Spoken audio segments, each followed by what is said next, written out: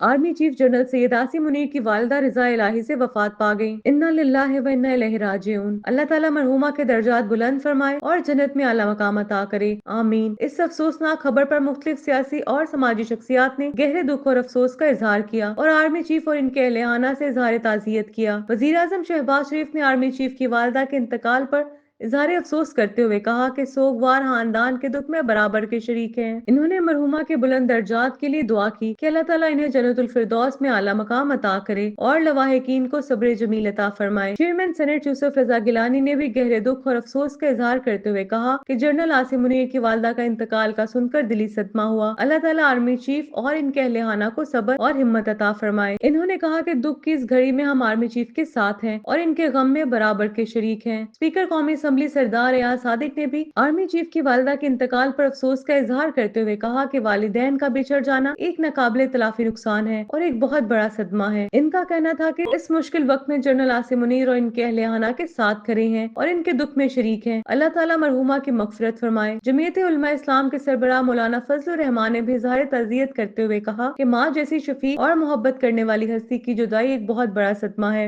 माँ का कोई नेमुल बदल नहीं होता। अल्लाह ताला जनरल आसिम मुनीर और इनके अहलियाना को सब्र जमील अता फरमाए और मरहुमा को जन्नतुल फिरदौस में आला मकाम अता करे। इसके अलावा मुख्तलिफ सियासी और समाजी शख्सियात ने भी आर्मी चीफ से इनकी वालिदा के इंतकाल पर इजहार ताज़ियत किया और दुआ की कि अल्लाह ताला मरहुमा को अपने जवारे रहमत में जगह अता फरमाए।